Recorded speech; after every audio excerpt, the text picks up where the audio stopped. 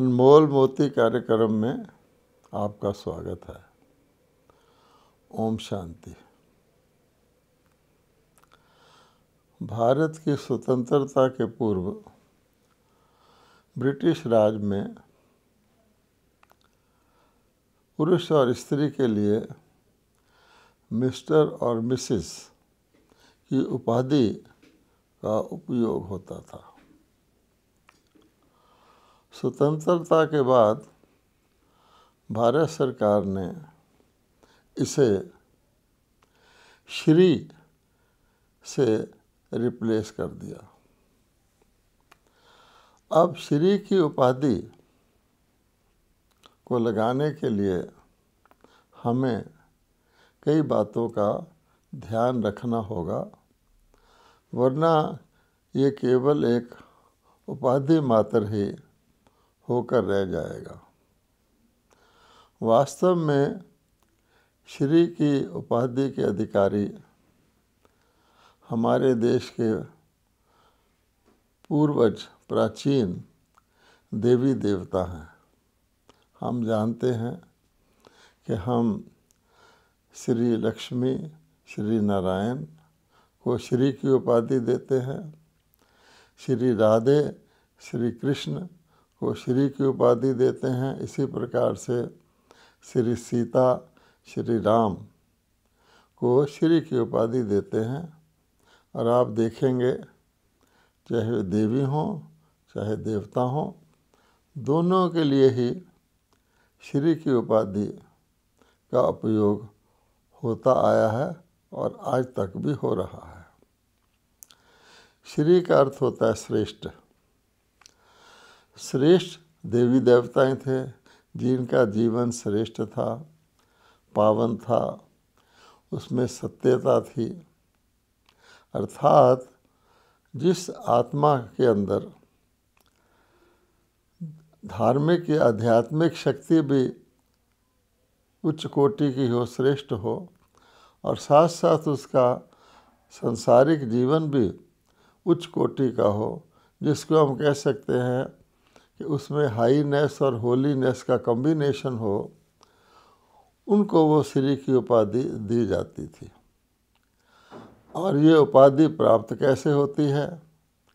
हम सब जानते हैं कि भारत के शिरोमणि शास्त्र, या यूँ कहें कि विश्व के सर्वशास्त्रमयी शिरोमणि शास्त्र, जिसमें सभी शास्त्रों का सार है और जिसमें भगवानोवाच है, अर्थात जिसमें भगवान ने स्वयं श्रीमत दी, उसका नाम है श्रीमद् भगवत गीता, अथवा भगवान द्वारा स्वयं दी गई श्रीमत। तो हम जानते हैं कि देवी देवता उत्पन्न कैसे हुए थे। उससे पूर्व काल में, पूर्व जन्म में उन्होंने परमात्मा के द्वारा दिया हुआ गीता ज्ञान, जैसे कि गीता में कहा गया है कि कल्प के आदि में मैं आदि देव, यानी देवताओं से पहले होने वाले ब्रह्मा जी के द्वारा और उनके साथ उनकी प्रजा, अर्थात ब्राह्मण ब्राह्मणियों के द्वारा एक ज्ञान यज्ञ रचता हूँ, जिसका नाम राजस्व अश्वमेध अविनाशी रुद्र गीता ज्ञान यज्ञ है पूरा नाम। यानी ज्ञान यज्ञ रचता हूँ, जिससे भगवत गीता में साफ साफ लिखा हुआ है कि देवता उन्नत होते हैं और वृद्धि को पाते हैं। अर्थात जिसको कहा गया है कि नर से श्री नारायण, नारी से श्री लक्ष्मी, या सच्ची सत्यनारायण की कथा, वो गीता के ही भिन्न भिन्न नाम हैं गीता ज्ञान के। तो देवताओं की उत्पत्ति उस श्रीमद् भगवत गीता, अर्थात भगवान के द्वारा सुनाई हुई गीता में जो श्रीमत दी गई है, जो ज्ञान और योग सिखाया गया, उससे होती है।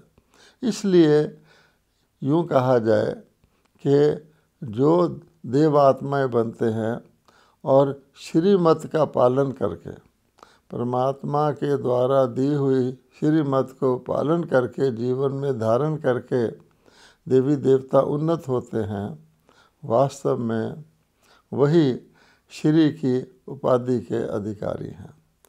श्री को लक्ष्मीपति भी कहा गया है, अर्थात जिन्होंने, भगवान कहते हैं, 100 राज्य अधिकारी से विश्व राज्य अधिकारी बनते हैं। भगवान के द्वारा गीता ज्ञान सुनकर और योग बल से अपनी इंद्रियों को जीता हुआ है, अर्थात जिन आत्माओं के अपनी इंद्रियां, चाहे तो वो कर्म इंद्रियां हैं, शरीर की कर्म इंद्रियां हैं, चाहे वो ज्ञान इंद्रियां हैं जिसमें हम मन, बुद्धि, संस्कार को लेते हैं, उन सब को अपने वश में किया हुआ है। यानी इंद्रिय जीत बने हुए हैं या जितेंद्र बने हुए हैं, तो वो आत्माएं श्री की टाइटल के अधिकारी हैं। इसलिए आज भी हम भारतवासी स्वयं को देवी देवताओं के वंशज ही मानते हैं। मंदिरों में जाकर देवी देवताओं की ही पूजा आराधना करते हैं। अपने घरों में भी देवी देवताओं के चित्र रखते हैं। कई तो अपने घर में देवी देवताओं की मूर्तियां रख के छोटा सा मंदिर भी रखते हैं। हम भारतवासियों ने अपने नाम भी देवी देवताओं पर ही रखे हुए हैं। हम ये भी मानते हैं कि हमारा धर्म आदि सनातन धर्म है।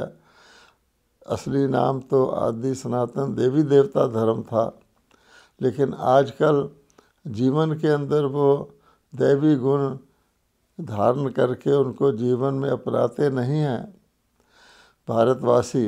इसलिए आसानी से अपना नाम या तो हिंदू कह दिया है या केवल आदि सनातन धर्म कह देते हैं।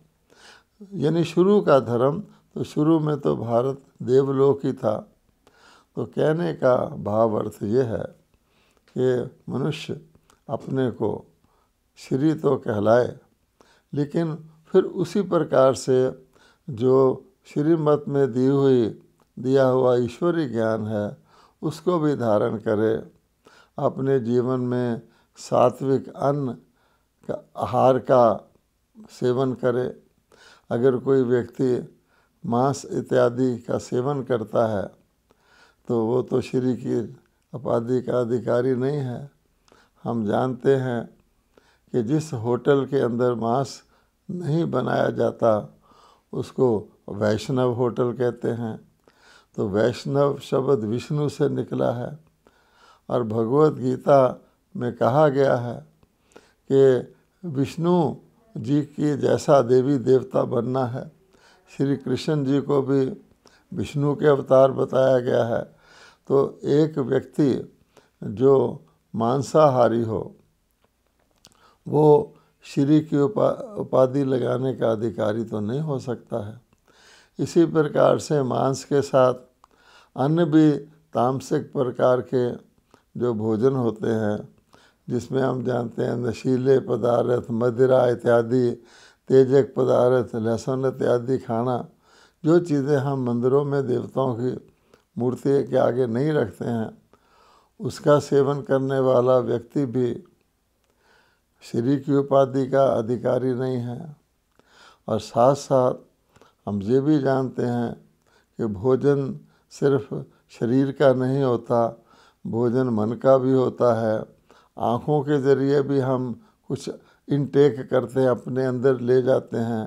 कानों के द्वारा भी हम कुछ अंदर ले जाते हैं। तो जैसे कहा गया है, बुरा ना देखो, बुरा ना सुनो और उससे भी ज़्यादा बुरा ना सोचो। ये सारे के सारे ना तो वैष्णव भोजन है और इनका सेवन करने वाला भी श्री की उपाधि का अधिकारी नहीं है। फिर पूरा वैष्णव तो वो होता है जो अपने अंदर अन्य सभी मनुष्य आत्माओं के लिए शुभ भावना, शुभ कामना रखे, कल्याण की भावना रखे, हर एक को सम्मान दे, हर एक से प्रेम करे, सच्चा प्यार करे, रूहानी प्यार करे वरना यदि व्यक्ति अपने अंदर दूसरों के लिए घृणा रखता है, ईर्ष्या रखता है, द्वेष भाव रखता है, बदले की भावना रखता है, तो वो व्यक्ति भी वास्तव में सच्चा वैष्णव नहीं है और ना ही श्री की उपाधि का अधिकारी है। फिर आप देखेंगे श्री की उपाधि तो देवी देवताओं दोनों के ऊपर लागू होती थी। बाद में हमने पुरुष को श्रीमान और स्त्री को श्रीमती कह के पुकारना शुरू कर दिया, तो वो वास्तव में जो श्री का असली भाव अर्थ था वो तो लुप्त हो गया है। फिर हम और देखेंगे कि कई व्यक्ति अपने आप को डबल श्री भी कहने लग गए हैं, श्री श्री। और ख़ास तौर पे आप देखेंगे साधु महात्मा लोग श्री श्री 108, श्री श्री 1008 इत्यादि इत्यादि की उपाधियाँ यूज़ करने लग गए हैं, जबकि साधु तो पारिवारिक जीवन का भी त्याग करते हैं। और भगवान ने कहा है कि प्रवृत्ति मार्ग ही वास्तव में स्वाभाविक और नेचुरल मार्ग जिससे दुनिया चलती है। सारे ही देवी देवता प्रवृत्ति मार्ग वाले थे। आप देखेंगे कृष्ण जी हैं तो राधे भी हैं, श्री लक्ष्मी है तो श्री नारायण साथ में हैं, श्री सीता है तो श्री राम साथ में हैं। तो वो प्रवृत्ति मार्ग वाले सिंगल श्री कहलाते थे। अर्थात उन्होंने तो सचमुच जीवन को श्रेष्ठ दिव्य बनाया था, परंतु आज हम बिना सोचे समझे उसके भाव अर्थ को समझे बिना अपने आप को डबल श्री की उपाधि भी लगाने लग गए हैं। डबल श्री की उपाधि का कौन अधिकारी है? तो गीता के भगवान कहते हैं जो श्री बनाते हैं, जो मनुष्यों को श्री बनाते हैं, अर्थात वो परमात्मा, मैं परमात्मा जो मनुष्यों को श्री बनाने की विद्या सिखाता हूँ, मैं डबल श्री हूँ। यानी श्री बनाने वाला अर्थात पावन बनाने वाला। क्योंकि अगर हम एक शब्द प्रयोग करें कि भगवान ने देवता बनाए, तो देवता बनाने से पहले वो कौन थे? तो भगवान कहते हैं जो आज भगत लोग पुकार करते हैं, यही कहते हैं हे पतित पावन आओ, हमको पावन बनाओ। देवता पावन थे, हम पतित हैं। रोज़ आरती में भी कहते हैं विषय विकार मिटाओ पाप हरो देवा, अर्थात विषय विकारों को धारण किया हुआ व्यक्ति देवता नहीं है। फिर आरती में हम कहते हैं मैं मूर्ख खल कामी कृपा करो भरता। तो गीता में साफ साफ कहा गया है कि काम महाशत्रु है। तो जब व्यक्ति खुद ही स्वीकार कर रहा है कि मैं कामी हूँ, अर्थात वो पतित है, तो भगवान कहते हैं ऐसी आत्माओं को मैं अपने ज्ञान योग बल से पावन बनाता हूँ, पतित से पावन बनाता हूँ। और भगवान कहते हैं मैं पतित पावन हूँ। तो जो पावन बनते हैं वो श्री की उपाधि के अधिकारी हैं, और केवल एक परमात्मा जो पतित पावन है उनको हम श्री श्री कह सकते हैं। इसलिए हमको ये देखना चाहिए कि हम जो कुछ भी प्रयोग करते हैं जीवन के अंदर, हम जिस भी टाइटल को यूज़ करते हैं हमें उसके अधिकारी होना चाहिए।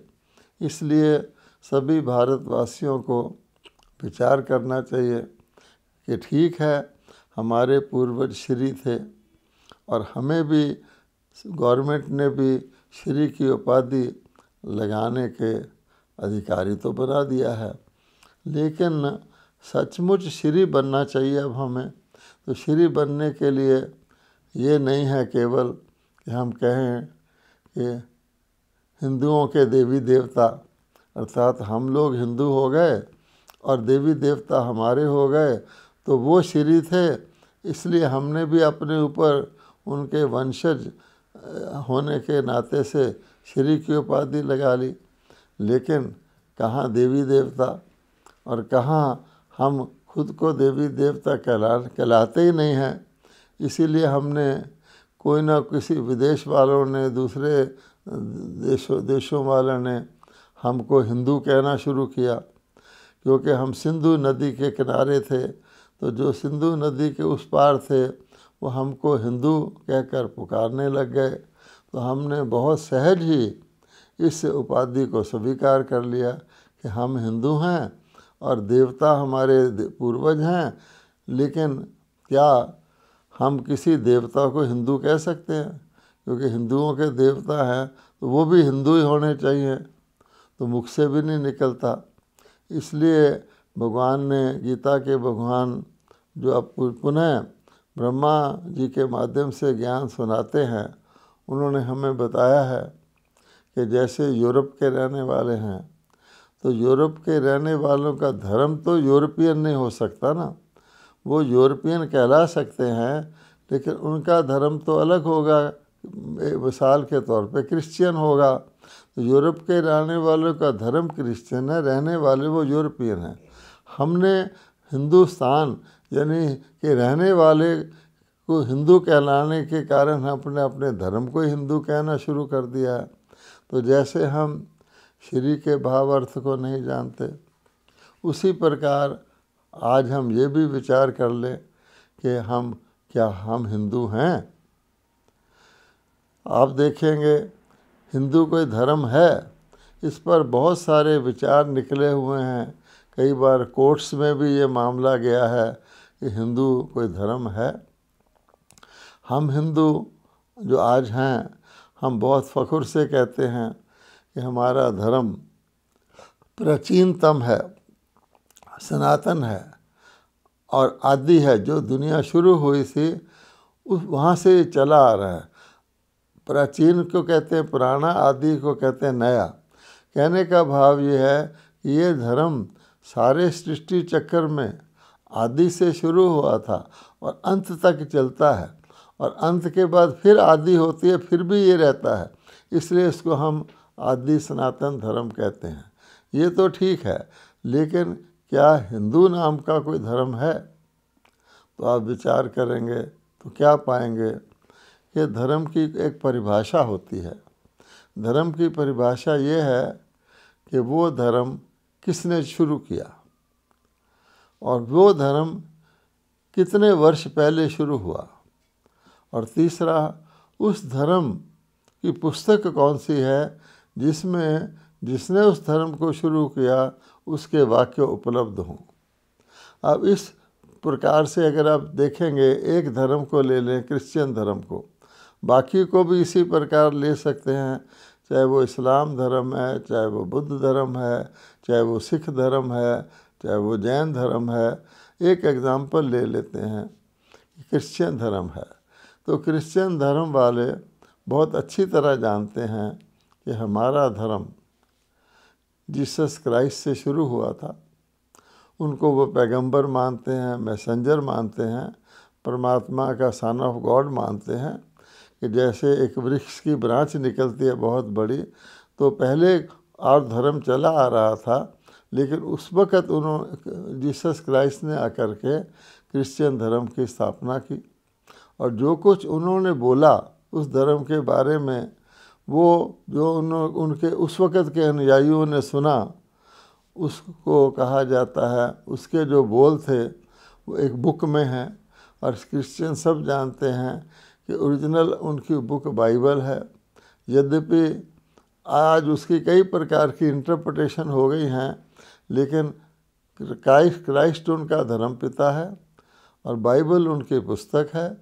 और कितने वर्ष पहले चलाया तो हम सब जानते हैं। आज कौन सा सम्मत चल रहा है क्रिश्चियन का, लगभग 2000 वर्ष पूर्व वो धर्म चला था। सीधी बात है।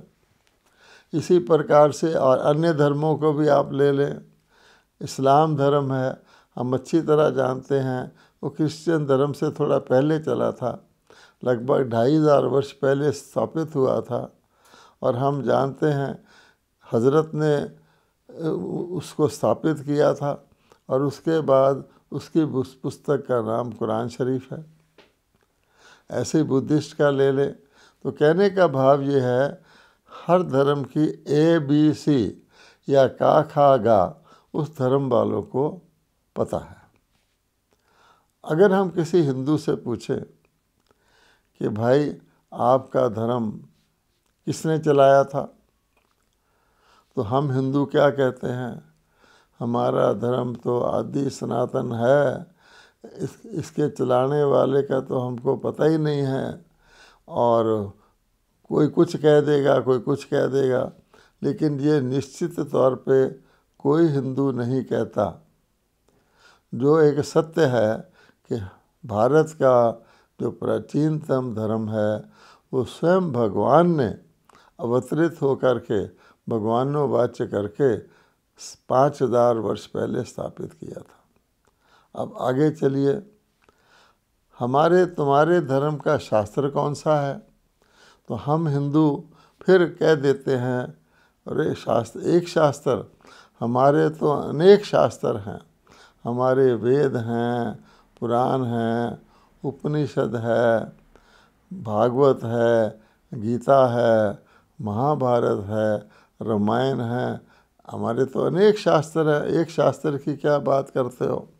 इसका अर्थ ये हुआ कि हमको ये नहीं पता, क्योंकि हमको चलाने वाले का नाम पता नहीं है, इसलिए हमें अपने धर्म ग्रंथ का नाम भी पता नहीं है। अच्छा, आगे पूछा जाए कि आपका धर्म कितने वर्ष पहले चला था, फिर हिंदू यही जवाब देते हैं कि ये तो आदि सनातन है, वर्षों की बात तो छोड़ दो, और उसके ऊपर आप ये ऐड कर दीजिए कि हमारे शास्त्रों में कल्प की आयु कितनी कही गई है, वो तो लाखों वर्ष कही गई है, 4,32,000 वर्ष बताते हैं। और आज भी कहते हैं कलयुग अभी बच्चा है, इसको अभी 40,000 वर्ष और चलना है, जबकि हम सब साक्षात देख रहे हैं कि दुनिया पुनः परिवर्तन के कगार पर आ गई है, कितने परमाणु शस्त्र तैयार हो गए हैं, यानी हम देख रहे हैं कि संपूर्ण परिवर्तन की तैयारी है। किसी से पूछो क्या ये परमाणु शस्त्र 40,000 वर्ष तक ऐसे ही रखे रहेंगे, वो जवाब नहीं दे पाता है। इसलिए हमको ना तो अपने धर्म के स्थापक का पता है, ना कितने वर्ष पहले, भगवान कहते हैं 2500 वर्ष में बाकी अन्य धर्म आए हैं, 3 बड़े बड़े धर्म आए हैं। और अगर विश्व की जनसंख्या देखें तो बहुधा जनसंख्या जो है वो 2500 वर्ष में आई है। अगर उससे पहले कोई अनुमान भी लगा ले कि उससे पहला धर्म जो था इन तीनों धर्मों, बड़े धर्मों से, वो कौन सा था और कितने साल पहले शुरू हुआ होगा और उसकी जनसंख्या कितनी होनी चाहिए, तो साफ साफ समझ में आ जाएगा कि जो गीता के भगवान कहते हैं कि मैंने 5000 वर्ष पहले आकर के वही गीता ज्ञान सुनाकर देवी देवता धर्म की स्थापना की थी, वो सत्य लगता है। और भगवान तो बड़ी अथॉरिटी से कहते हैं, दुनिया वाले ज़रूर क्वेश्चन करते हैं कि ब्रह्मा कुमारियाँ कैसे कहती हैं कि ये सारा सृष्टि चक्र 5000 वर्ष का ही है। अरे स्वयं मानते हैं कि भगवान ने गीता ज्ञान 5000 वर्ष पहले दिया था, लेकिन क्योंकि स्वयं ही कल्प की आयु किसी प्रकार से विद्वानों ने मिसकैलकुलेट कर ली है, एक दिन वर्ष को दिव्य वर्ष बना दिया है, आदि आदि, उस डिटेल में हम नहीं जाते, लेकिन उस कारण से 5000 वर्ष पहले गीता सुनाई थी, वो ये नहीं समझते कि 5000 वर्ष पहले यही समय था जो अब चल रहा है, जिसको हम लगभग कलयुग के अंत और सतयुग की आदि का संधि काल कहते हैं। इसलिए फिर क्या हो गया है कि जब अपने हम धर्म को नहीं जानते तो फिर हमारी धार्मिक जो भी शब्द हैं उनका हम प्रयोग तो करते हैं, लेकिन उनके भावार्थ को ना जानने के कारण हम इसी प्रकार की बात करते हैं कि श्री की उपाधि के अर्थ को नहीं समझते, फिर श्रीमान और श्रीमती का प्रयोग करना शुरू कर देते हैं, फिर अपने आप को डबल श्री भी कहना शुरू कर देते हैं, और उसके साथ 8 क्या है, 108 क्या है, उसके भी अर्थ को नहीं जानते हैं। इसलिए केवल मात्र हम कहलाते हैं कि हम देवी देवताओं के पुजारी हैं, लेकिन पुजारी पूजा भी जब की जाती है जब पता हो कि उसकी बायोग्राफी कौन सी है। अगर कोई व्यक्ति गांधी जी का प्रशंसक है तो वो गांधी जी की जीवनी को तो जानता है, लेकिन अगर हम कहें कि देवी देवताओं की जीवनी बताओ, उनको उसका मालूम ही नहीं है। इसलिए इसको कहा जाता है अंधविश्वास की भक्ति, अंधविश्वास से चलना, तो ब्लाइंड फेथ जिसको कहा जाता है। हम वैसे बहुत प्रसन्न हैं कि हमारा धर्म बहुत बड़ा है, बहुत फराख दिल है, इसमें नास्तिक भी हिंदू कहला सकते हैं, किसी को मानने वाले भी हिंदू कहला सकते हैं, चाहे वो श्री राम को माने, श्री कृष्ण को माने, किसी देवी को माने, प्रकृति को माने, ब्रह्म को माने, कुछ भी करें, लेकिन अगर इसकी गहराई में जाएं, विस्तार तो है लेकिन सार लुप्त हो चुका है। इसलिए ब्रह्मा कुमारी कहती हैं कि हम अपने वास्तविक भारत के इतिहास को जानें, और भारत में आज जो पतितपना आया है, आज जो अंधविश्वास आया है, जिसके कारण से आज की एजुकेटेड पीढ़ी जो है, जो युवा पीढ़ी जो है, वो धर्म की बातों को सुनकर उनके भावार्थ को ना जानकर उसके इर्द गिर्द और कितनी कॉक एंड बुल स्टोरीज, कथाएं बना दी गई हैं जो असंभव सी लगती हैं, उसको ना जानने के कारण एक वो धर्म से दूर हो गए हैं। दूसरी ओर उनको ये भी लगता है आज का युवा वर्ग को कि हमें धार्मिक शक्ति चाहिए, इसलिए वो धर्म की ओर वापस भी आ रहे हैं। लेकिन उनको कौन सी शक्ति चाहिए, भगवान ने कौन सा योग सिखाया था, और आज हम शारीरिक आसनों को योग कह रहे हैं। भगवत गीता में कहीं भी शारीरिक आसनों का जिक्र नहीं है कि शरीर की क्रियाएं करना, शीर्ष आसन करना इत्यादि, इनको भगवान ने योग का नाम दिया है। बल्कि भगवान ने साफ साफ कहा है चैप्टर 3 में कि मेरा सिखाया हुआ योग प्राय लुप्त हो चुका है बहुत काल से, और उसके नाम पर अनेक प्रकार के योग प्रचलित हैं। लेकिन वो योग जिससे मनुष्यों के पाप भस्म होते थे, जिससे वो देवी देवता बने थे, योग बल, वो आज कहाँ दिखाई देता है। और मनुष्यों के जीवन को योगी जीवन तो आज हम कह ही नहीं सकते। हम कोशिश कर रहे हैं योग को रिवाइव करने की। एक दिन इंटरनेशनल डे ऑफ योगा मनाते हैं, योग को प्रोत्साहन दे रहे हैं, लेकिन कौन से योग को प्रोत्साहन दे रहे हैं, तो क्या उसको सब लोग फॉलो कर पाते हैं? क्या बूढ़े, क्या बीमार, क्या महिलाएं, क्या बच्चे इस प्रकार के आसन करके योगी कहला सकते हैं? ये सारी बातें विचारणीय हैं। किंतु जो हम जिस शब्द का प्रयोग करते हैं, जिस उपाधि का प्रयोग करते हैं, जिस धर्म का अपने आप को कहते हैं, हमें सोचना तो चाहिए, उसके बारे में विचार करना चाहिए कि उसका यथार्थ अर्थ क्या है।